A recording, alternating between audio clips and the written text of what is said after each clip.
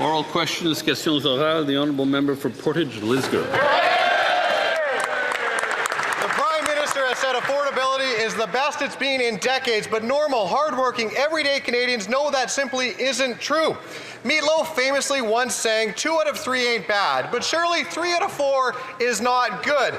And that's certainly when it comes to economic decline, but that's exactly what this Prime Minister has given us, 3 out of 4 quarters of negative economic growth, making us the only G20 nation in a recession.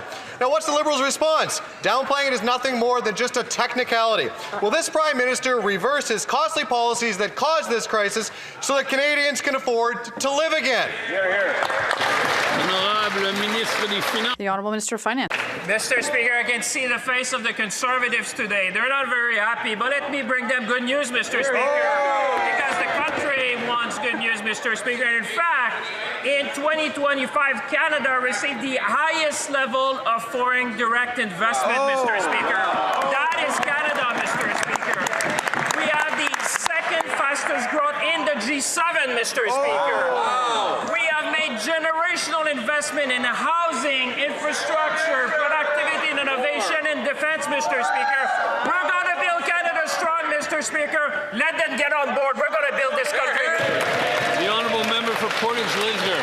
We have a new top export out of this country. It is announcements and MOUs. And not that long ago, Mr. Speaker, Canadians used to dream of buying a home. Now, under this Liberal Prime Minister, many are starting to go to GoFundMe pages just to pay for essential items for life. In the last 5 months, 15,000 Canadians had to ask strangers online in help for paying for basic things. Food banks are overwhelmed and families are one emergency away from begging people for help. If this Prime Minister thinks his plan is working, he is badly out of touch with those paying the price. Will this Liberal Prime Minister finally admit that his affordability plan has failed, or does he now think GoFundMe is L'honorable ministre des Finances. Honourable Minister of Finance. Mr. Speaker, Canadians don't want another clip. They don't want just another question, Mr. Speaker. They want action. That's exactly, Mr. Speaker, what we have done in this side of the House, Mr. Speaker. Canadians are concerned about the cost of rent, the cost of food, and the cost of gas. That's exactly what we have tackled, Mr. Speaker. We have made record investment in affordable housing. We have just sent the grocery benefit to more than 12 million Canadians, and we have suspended the excise fuel tax on gas, Mr. Speaker. We understand what Canadians want, and we will deliver for Canadians. Every day is a good day to fight. L'honorable député de Mont. The Honourable Member for Montmorency-Charlevoix. Yesterday, the Prime Minister affirmed in this House that the cost of living is at its best in 10 years, but Canadians are living another reality. An article has revealed that some people even have to use GoFundMe pages for their essential needs. How can Canadians pay for their groceries, rent, and medical emergencies while Quebecers have to rely on charity to live? The Liberals are spending without counting. They need to take action. The Honourable Minister of Finance. Mr. Speaker, what people at home today are seeing is this Conservative hypocrisy. Where were these Conservative members when we launched the Canada Child Benefit? Where were they when we wanted to launch the school food program? Where were the Conservatives when we launched the disability benefit or the grocery and essential needs benefit? Where were the Conservatives when we had the daycare program launched? Where were the Conservatives for the workers' benefit? They were nowhere, even though we were standing up for Canadians. The Honourable Member for Montmorency-Charlevoix. Mr. Speaker, they're talking about programs when people are asking them to stop working, stopping what's not working and to help. Their programs for groceries will give citizens very little for those who under $50,000. $1,000 over a year for a family of 4. Are they really connected with reality? They need to look at their policies and get rid of everything that's not working. And all this spending is pushing Canada into a recession. The Honourable Minister of Government Transformation, Mr. Speaker, what is not working, to answer my colleague, are the Conservatives who stand up and who are pretending to show empathy, but at every time when they have to vote on concrete measures, they vote against them. And I asked them to do the math in their riding. 13,000 families, roughly, are benefiting from the grocery benefit, so he cannot say it does not impacting people in his riding. The honourable member for Lakelands. The Prime Minister claims affordability is the best it's been in decades, but he should tell that to the faces of the 1.5 million jobless Canadians, the 60% who are anxious about their finances, the 15,000 who now use GoFundMe to pay for basics. Liberal taxes and inflationary spending hike the cost of living. Anti-development laws drive out jobs, innovation, and $1 trillion in investment like the last 5 quarters. So, Canada is the only G20 country in recession. When will the self-identified European PM reverse his costly recession policies so Canadians here at home can afford to thrive, not just survive? The Honourable Minister of Energy.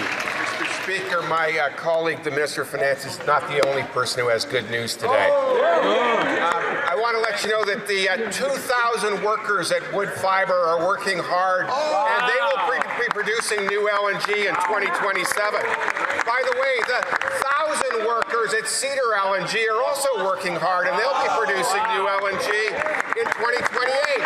And more good news, the Sunrise project is going to start turning sod in a couple of weeks for another 1,000 workers. So maybe they could get on board and start helping to build.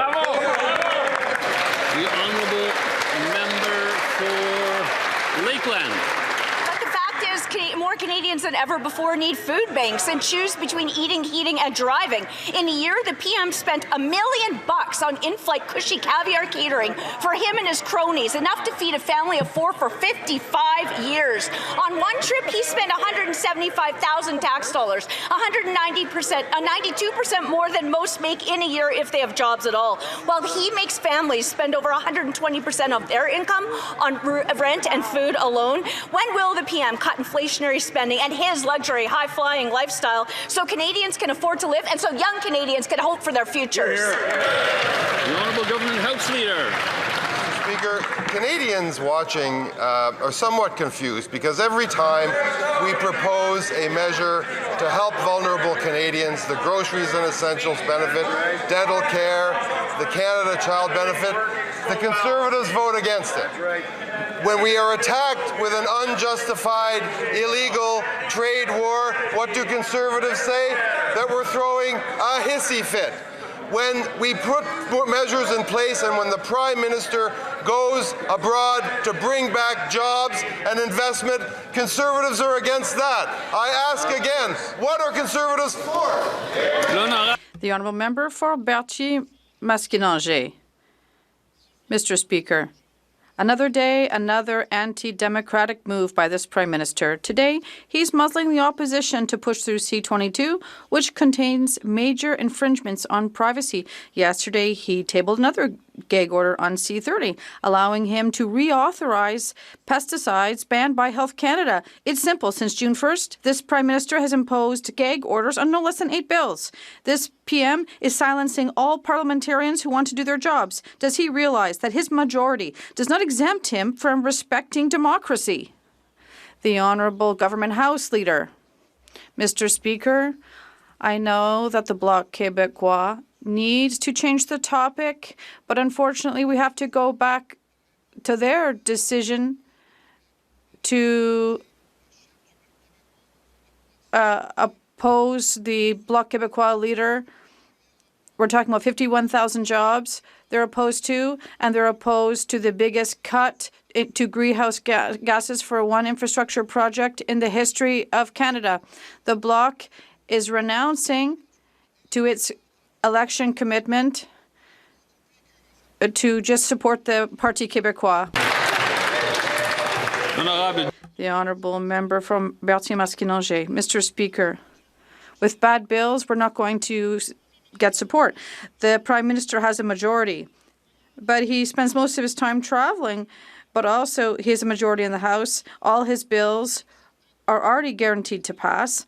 And all he's doing with these repeated gag orders is preventing lawmakers from doing their jobs. And all he's doing as well is trying to move quickly enough so that civil society doesn't have time to realize the extent of the deregulation and the abuse of power hidden in his laws. Why is this Prime Minister incapable of respecting Parliament and democracy? The Honourable Government House Leader. Mr. Speaker, we will not apologize for working hard on Canadians' priorities, on affordability, on major projects, and yes, on unifying major projects of national interest, such as the high-speed rail project that the Bloc Québécois is opposed to, even though during the last elections they supported it. What can they tell electors who they committed to supporting this high-speed rail, and now Mr. Plamondon says you're going to vote against it, and so now they're against it. They need to explain that. The Honourable Member for Beauharnois, Salaberry, Solange, Huntington. Mr. Speaker, imposing a super gag order on C-22 is an authoritarian overreach. Everyone agrees we need to this bill, which facilitates the spying on citizens, infringes on their privacy. It needs to be reworked. It forces companies to collect citizens' data and transmit it to law enforcement. It forces telecoms companies to track citizens' locations at all times without their consent. In short, the federal government wants to create a backdoor in all our telephones. How can we rush through the passage of a bill that goes so far by invoking closure? The Honourable Minister. Thank you very much, Mr. Speaker. I'd like to thank my colleague for her question. I'd like to go back what the Government House Leader was saying. I won't apologize here for taking action for Quebecers and Canadians, just like we did in recent months with a $10 billion deal for Quebec infrastructure, for public transit, and for our cities. And we won't apologize either, Mr. Speaker, for moving forward with an immense project for Quebec for high-speed rail. Quebec is just respecting what the Parti Québécois says. That's what the Bloc is doing, but we're going to take action here. The Honourable Member for Calgary-Midnapore. Canada's Independent Information Commissioner said that she is disappointed with Liberal changes to access to information. Disappointed is an understatement, considering yesterday the President of the Treasury Board couldn't even respond to the question, and last week he couldn't even find the right page. Will he rescind the changes, yes or no? The Honourable President of the Treasury Board. Mr. President, we believe that transparency and accountability are fundamental to a strong democracy. As President of the Treasury Board, I'm committed to ensuring that Canadians can access government information in a timely and effective manner. We have launched a consultation paper as part of the process to making the access to information system better. My colleagues' comments were part of those consultations. Merci, Mr. Le Président. Thank you, Mr. Speaker.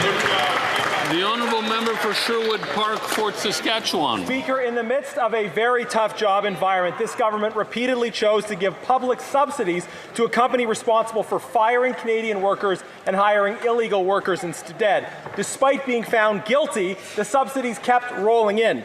So can the Fisheries Minister tell us if Ikabashi LPC is still eligible for public subsidy from her department? Yes or no? The Honourable Minister of Fisheries and Oceans. Mr. Speaker, I can assure all members of this House that when I make decisions as Fisheries Minister, it is always balanced with fair information that's through the department, balanced with consultations with people in communities. I am not going to comment on conspiracy theories, but I will say that I am proud of the work we do in the department.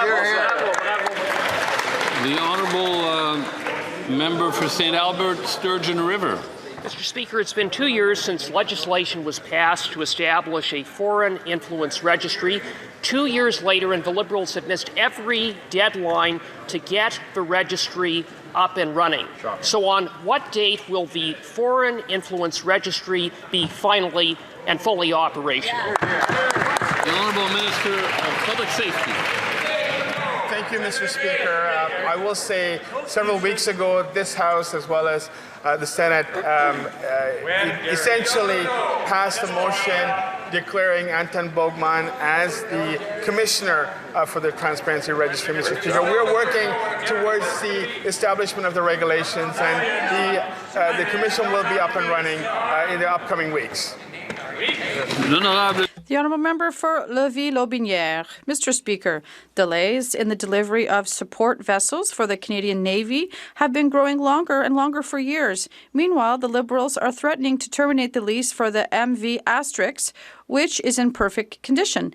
Does the Liberal government intend to renew the lease or purchase the MV Asterix?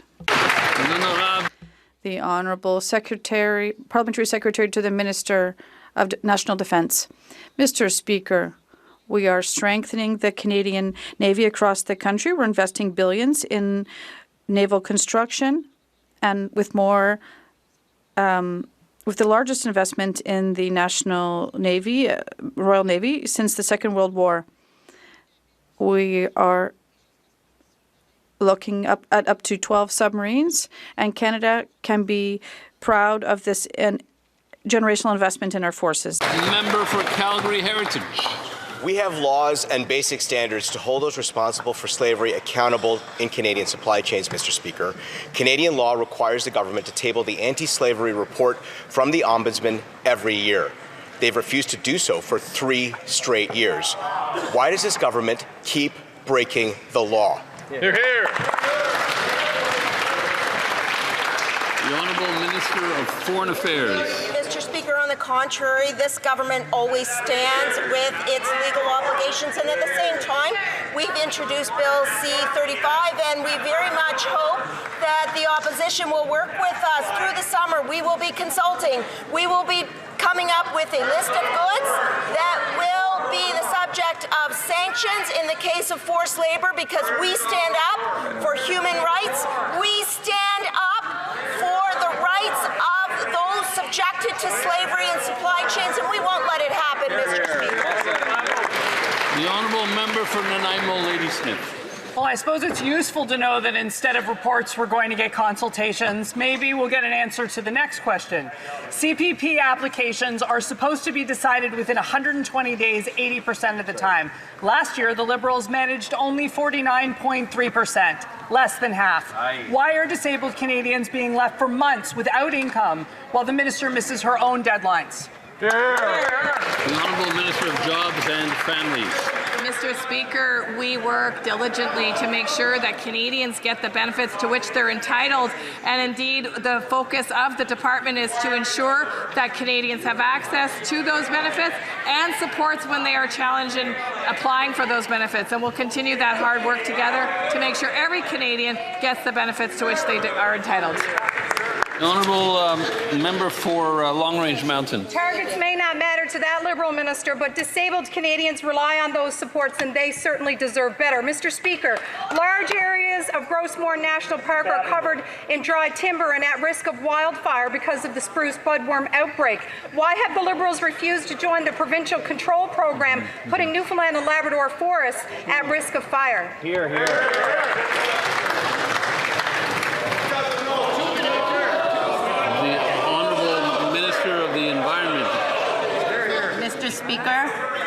Mr. Speaker, Parks Canada takes the spruce budworm issue very seriously, as well as wildfire control. We are taking measures in all of our national parks to make sure that we are protecting from wildfires. The Honourable Member for Shefford. Mr. Speaker, with 2 weeks to go until July 1st, hundreds of people remain unable to find housing and are at risk of homelessness.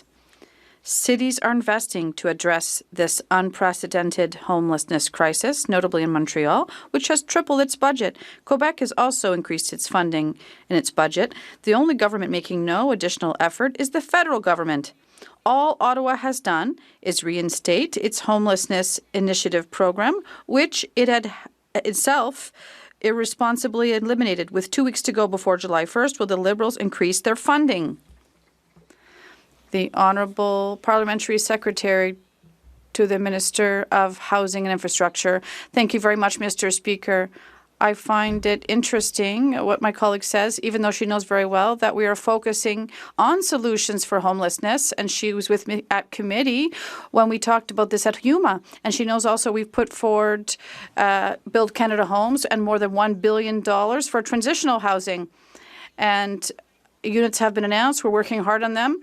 And this is in addition to all of the programs we've put forward with in terms of children's food programs at school and for mobility. So I don't know why they do not support this. The honourable member for Abitibi-Témiscamingue. Why, Mr. Speaker? Because homelessness has increased 20% in Quebec and 199% in Abitibi-Témiscamingue, while encampments have become a permanent reality, while Pauline Marois is working on a summit on homelessness, and while municipalities in Quebec are investing, there isn't one penny from the federal government. In fact, it took a popular outcry to prevent the Liberals from making cuts, and we're in the midst of an unprecedented crisis, and it'll get worse on July 1st. When will the government take note of this and do its fair share? The Honourable Parliamentary Secretary. Thank you very much, Mr. Speaker. Homelessness is a serious issue, and it's unfortunately they are politicizing this today.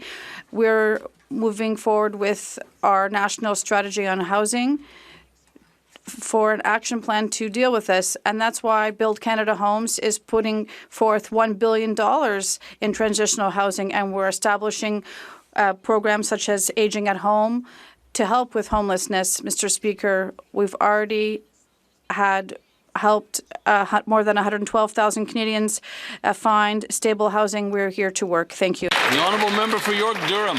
It was all fake, all an illusion. Liberal promises to work together on Bill C-22 were hollow from the start. The Liberals will ram through the largest government surveillance operation in a generation. The Minister of Public Safety promised better. He promised he would work collaboratively, promised he would listen, promised he would take amendments. He is breaking that promise. Police need the tools to catch the bad guys in a digital era, Mr. Speaker. Obviously. That's why we proposed a solid compromise. Pass the uncontroversial parts of the bill, continue debating the others. Will they take that offer? Hear, hear. Honourable Minister of Public Safety. Mr. Speaker, this is not how legislation works. We have put forward a comprehensive piece of legislation. The chair must be able to hear. So if the minister could start over, and hopefully I'll be able to hear this time. Mr. Speaker, this is not how legislation works. We have put forward a comprehensive piece of legislation that we've consulted with a range of stakeholders, including law enforcement. Parts 1 and 2 go hand in hand, Mr. Speaker. We cannot cherry pick which parts of the Act goes into effect. I'll give you an example of the obstructionism of the Conservative Party. Over 10 hours of discussion on clause by clause at the committee. They've passed 7 amendments, Mr. Speaker. Just last week alone, over 3 hours, they passed 1 amendment. And in fact, the key leaders on the committee were not even... The honourable member for Kamloops, Thompson-Nicola. This is not how legislation... Speaker, that's what the minister just said. Allow me to tell him something. Canadians don't take their orders from the Liberal Party. Conservatives don't take their orders from the Liberal Party. We will scrutinize legislation as we see fit, Mr. Speaker. Mr. Speaker, we have heard from Canadians concerned about big brother aspects of this bill. We've heard from civil libertarians, experts, law professors who say we should be passing Part 1 and scrutinizing Part 2. Why won't they pass Part 1 and study Part 2? The Honourable Secretary of State for Combating Crime. Here, here. Mr. Speaker, this Conservative opposition is not about scrutinizing bills. We are up for scrutiny, Mr. Speaker. We've amended many of our bills, including C-22, Mr. Speaker. But C-22 is a bill that we in Parliament have tried to bring many times because I know the Conservatives recognize we need modern tools to fight terrorism, to fight organized crime. Right. But these Conservatives, they don't really care. They'll oppose anything. Just last week, they opposed harsher sentences for child predators. Who are these people? The honourable member for Leduc Wetaskiwin. Mr. Speaker, a year ago this week, the Canadian Academy of Health Sciences released a report commissioned by this Liberal government that identified significant gaps in diagnosis, coordination, and access to supports for Canadians with fetal alcohol spectrum disorder, or FASD. Since then, virtually nothing has been done to address the critical issues raised by the experts. Why pay for this report in the first place if they didn't intend to use the findings? The Honourable Parliamentary Secretary to the Minister of Health. Thank you, Mr. Speaker, and thank my colleague across the way for his question. This is an important issue, and we worked on many fronts to address many issues in this respect, and I look forward to working with that member as well. And through Budget 2025, Mr. Speaker, we've made investments in research, in health research through CIHR, and I will continue to do that. The Honourable Member for Louis Saint Laurent Acawenrac. Mr. Speaker, unfortunately, the CRA is poorly managed, and so fraudsters are having an absolute field day because they can exploit and hack into people's data. And then it takes us months for the CRA to rectify the problem. A simple question: how many people that have been hacked are under investigation by the CRA? The Honourable Minister for Finance. I'd like to thank my colleague for that important question. He knows full well that we implemented a program to tackle a number of issues that we saw in the CRA. I can assure all those present that the public servants are doing their best to serve Canadians. We're making sure that everyone pays their just part of tax. And I would like to thank all people working at the CRA before the summer. The President of Grain Farmers of Ontario warned you can't have affordable food if farmers can't afford to farm. Fertilizer prices are crippling, and suppliers are now telling farmers they may not even have enough supply for next season. Canada is the only G7 country that has a tariff on fertilizer imports. Can the minister tell me exactly how much has the Liberal government collected from the 35% tariff, and how much have they robbed from the pockets of Canadian farmers? Good question. The Honourable Minister of Agriculture and Agri-Food. Thank you, Mr. Speaker. Mr. Speaker, look, we're caught in a geopolitical situation around the world. We're certainly keeping an eye on the situation. Hopefully the peace talks are going forward and it's a Strait of Hormuz. We understand that there's been a real issue relevant to fertilizer. We're monitoring the situation closely. Mr. Speaker, I met with my G7 partners last week. We had a good discussion. The whole topic was on fertilizer in this country and around the world. We'll consider everything that's every opportunity to make sure that we stand behind our farmers. Thank you, Mr. Speaker. Honourable Member for Cardigan. Mr. Speaker, Canadians understand that food security is national security. In fact, a Nanos Research survey released this month for Dairy Farmers of Canada found that 94% of Canadians believe it's important that Canada maintain as much control as possible over its food supply. The survey also found significant support for Canadian farmers and the supply management system that helps ensure a stable and reliable food supply. As a farmer myself, I know the importance of growing, producing and processing more of our food here at home. Last week, our Prime Minister unveiled Canada's National Food Strategy. Could the Minister of Agriculture tell us about this strategy? The Honourable Minister of Agriculture and Agri-Food. Thank you, Mr. Speaker. Last week was an exciting time, Mr. Speaker, for processors, farmers, and the Canadian public. This approach is about finding solutions at home, Mr. Speaker, that will improve access and affordability. A $3.2 billion investment, the largest investment in AFC's history. It means addressing the underlying challenges for food affordability, the way food is being sold, transported, distributed, that will support farmers, consumers, and small independent grocers.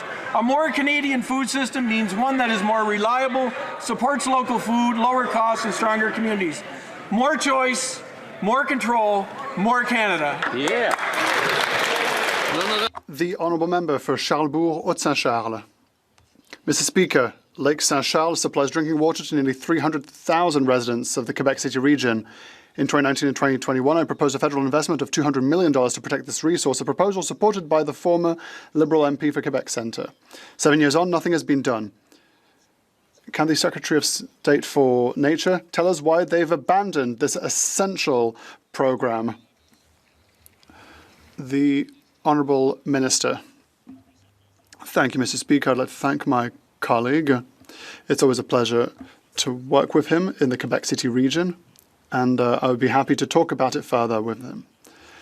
What I would like to mention is that there are issues that we would like to work on with colleagues in the Quebec City region, like the tram, and I'm glad that he finally saw the light so that we can invest in the Quebec Tramway project that will create jobs. But I will, on this subject, I'm happy to discuss with him. George, Peace River, Northern Rockies. As you can hear from my Quebec colleagues, obviously it wasn't a good answer to their question. Liberal government documents confirm nearly 18% of the firearms being confiscated by the Liberal gun grab are .22 caliber rifles, often used to hunt gophers or to shoot pop cans. Why are Liberals wasting hundreds of millions of dollars on .22s or plinkers instead of millions of dollars on police officers to lock up violent criminals? Why? Honourable Minister of Public Safety. Mr. Speaker, the misinformation sadly continues on firearms, Mr. Speaker. As you're aware, over 140,000 firearms have been declared by individual Canadians as well as businesses. We're in the process of collecting those firearms, Mr. Speaker. What I will... That's an important question. Now that it's quieter, the Honourable Minister of Public Safety may continue. Mr. Speaker, the misinformation on firearms continues, Mr. Speaker. I will say over 140,000 individual firearms have been declared by both owners as well as businesses. We're in the process of collecting them. What I will say is we've invested in law enforcement. We're hiring 1,000 new RCMP personnel, 1,000 new CBSA officers, Mr. Speaker. The Honourable Member for Brandon Souris. I don't think we'll be trusting that minister's word on what a .22 is, given he didn't know what an RPAL was either. Manitoba Premier Rob Canoe recently said that the Prime Minister is requiring LNG to be shipped through the Port of Churchill by 2030 as a requirement for federal support of the Port of Churchill Plus expansion project. Is that true, yes or no? The Honourable Government House Leader.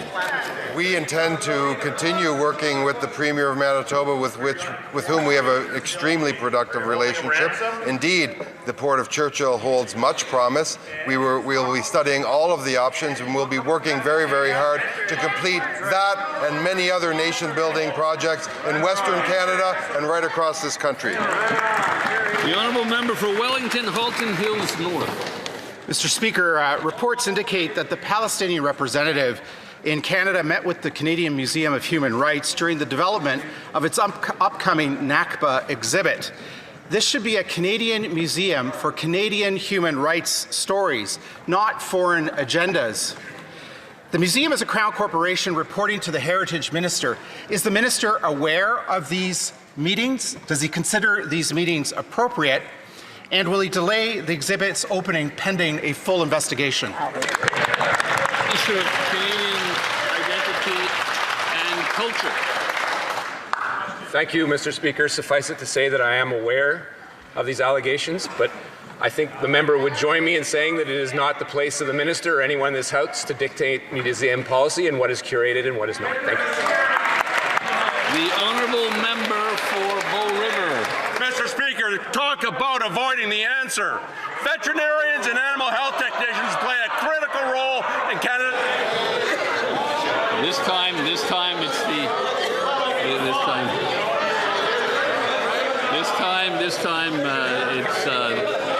it's the Honourable Member of the Opposition who can start from the top.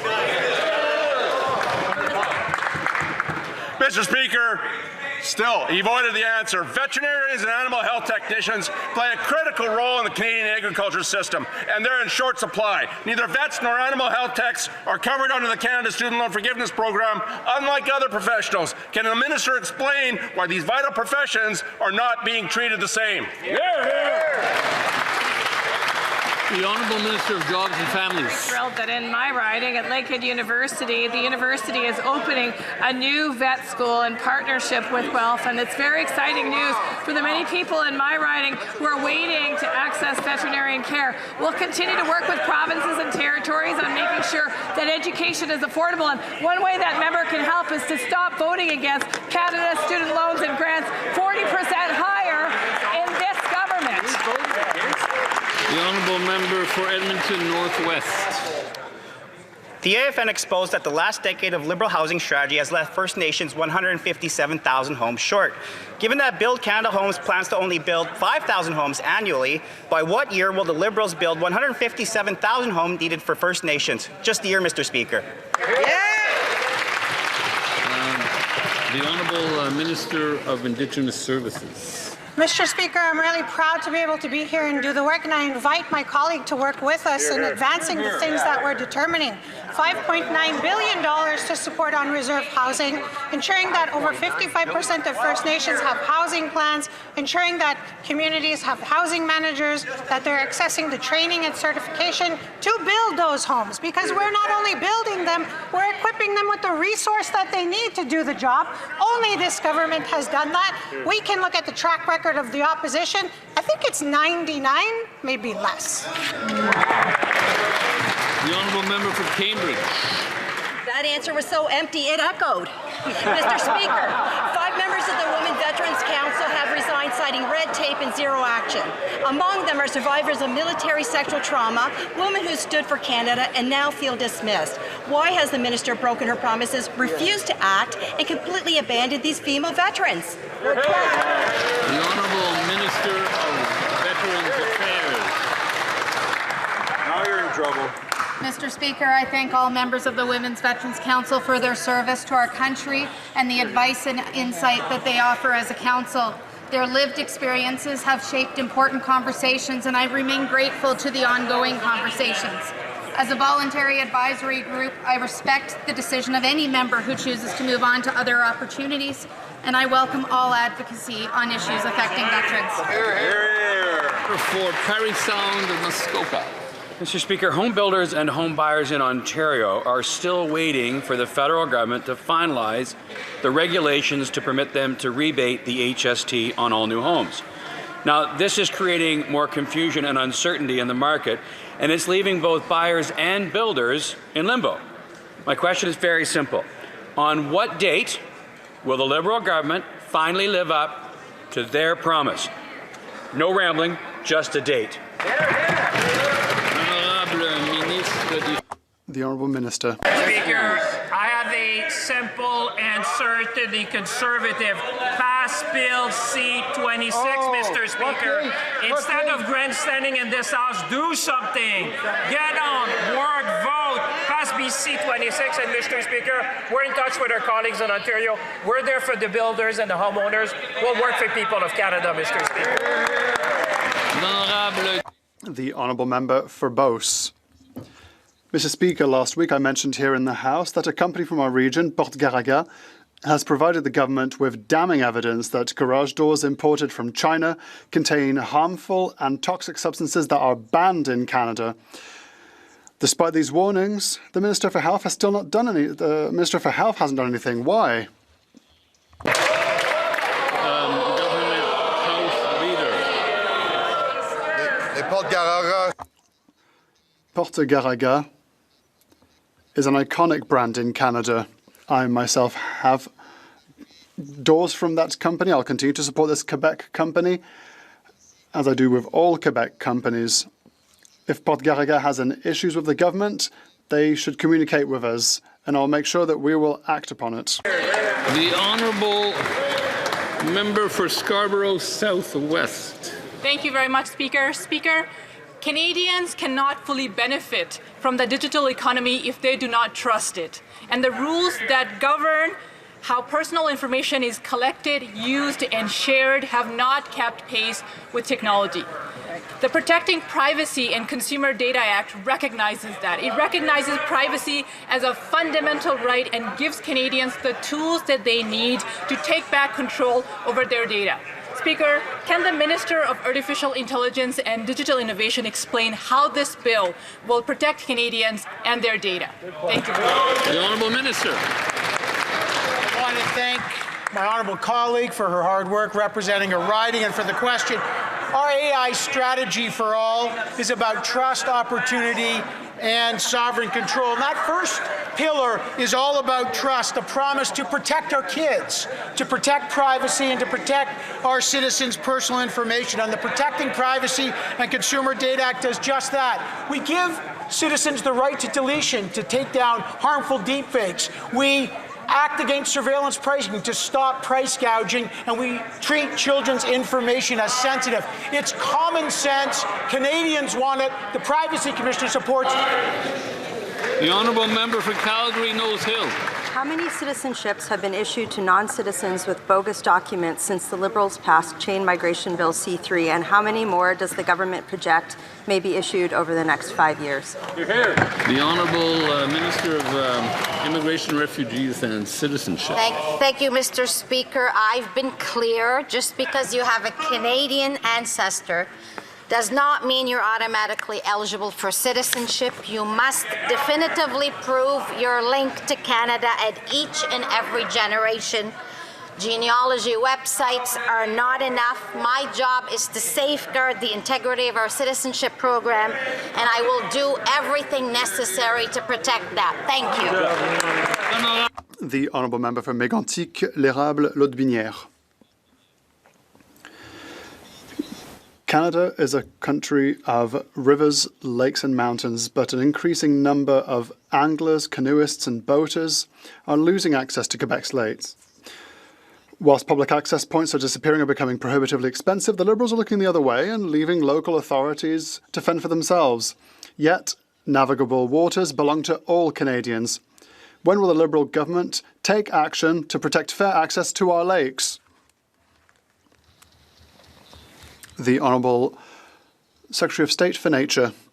Thank you, Mr. Speaker. Indeed, this is an important question that has been raised by my colleague. And indeed, lakes and rivers are an important wealth for Quebecers and Canadians, and that's why we are investing in our strategy for nature to protect 30% of our lands and waters. It is important also to make sure that we respect ownership rights.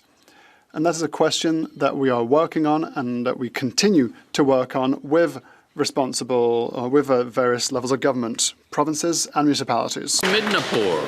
In July, thousands of federal public servants will return to the office 4 days a week, but several departments are saying that there isn't enough office space. So to the President of the Treasury Board, how many employees won't have a desk next month?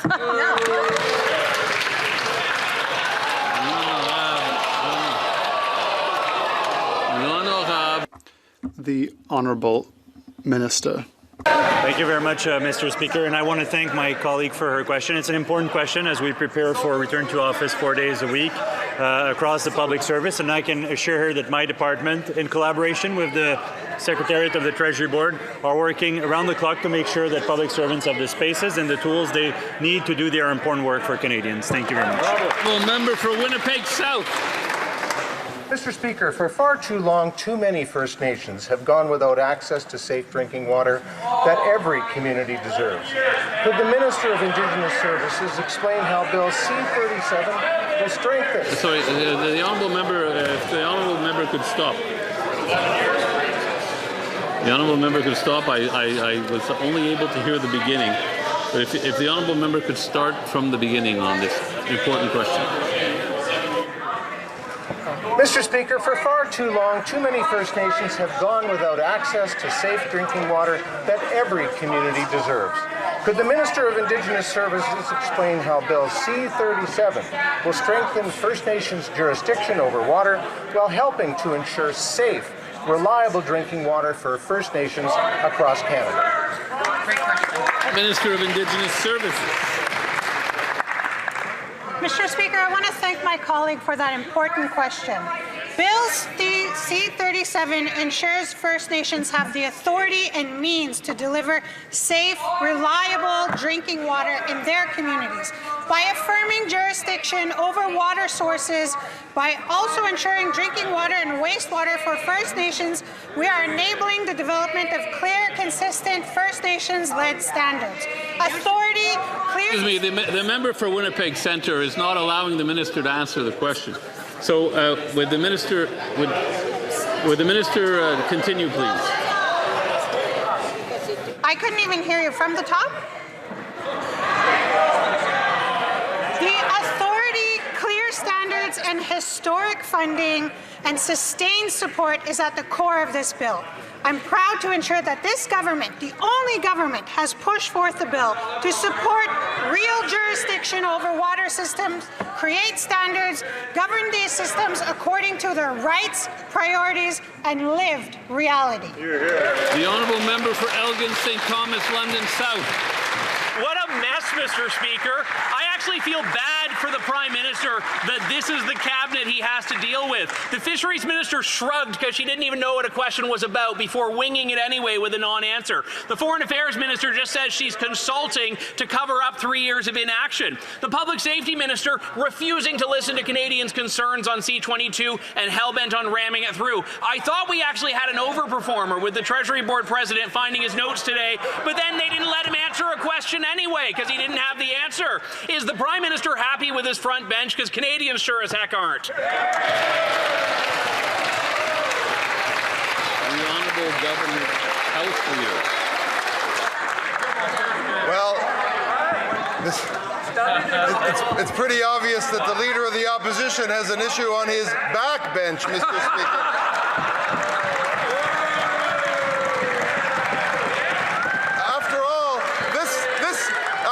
This colleague sat down at a small desk in a cabin somewhere and wrote out the biography of the Leader of the Opposition longhand, and look where he got, Mr. Speaker.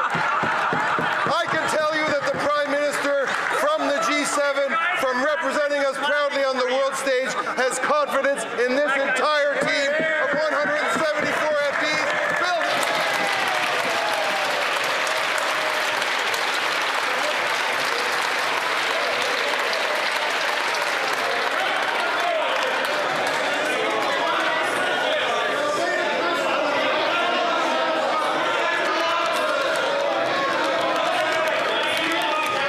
I guess it's getting a little personal today. The honourable member for Vancouver Kingsway. New Democrats have raised the alarm on surveillance pricing, an invasive and unfair scheme that gouges Canadians. We called on the Liberals to follow the Manitoba NDP government, who moved swiftly to ban this insidious practice. Instead, this government tabled legislation that not only fails to address this issue, it doesn't even mention it. I guess AI for everyone really means everyone's a target. Why are Liberals refusing to protect Canadians from abusive technology that invades their privacy and enables discriminatory pricing? The Honourable Minister of Artificial Intelligence and Digital Innovation. We are very proud to have tabled legislation that will protect children, privacy, and personal information, and give us the opportunity to finally act against surveillance pricing and price gouging, making sure that Canadians have an affordable life, and we're doing that within a regulator that will enforce that. And this practice has been praised by the Office of the Privacy Commissioner, who said they're very pleased that this represents a, quote, pivotal step for privacy in Canada. I welcome the proposals to recognize privacy as a fundamental right, an explicit recognition of the best interests of children, requirements to conduct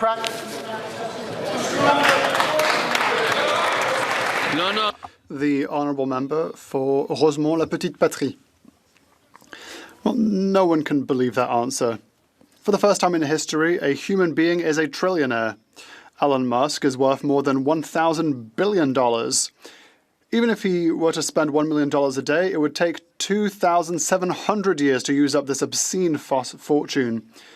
Here too, we have colossal fortunes, those who are worth billions of dollars. And the Liberals are still handing them handouts. Whilst people are sleeping rough and our public services are struggling to cope, What are the Liberals doing? Absolutely nothing. When will they finally have this backbone to make the super rich pay their fair share? The Honourable Minister for Finance. Mr. Speaker, on this side of the House, we know that every Canadian needs to pay its just part, their just part. Even more important, to answer my colleague's question, recently we invested $10 billion in an agreement with the Quebec government to invest in infrastructure that are essential for Quebec. Especially with regards to homelessness, recently we announced an investment of more than $150 million to do our part for that issue. We will always be here to defend the interests of all and to make sure that everyone pay its fair share, their fair share of taxes.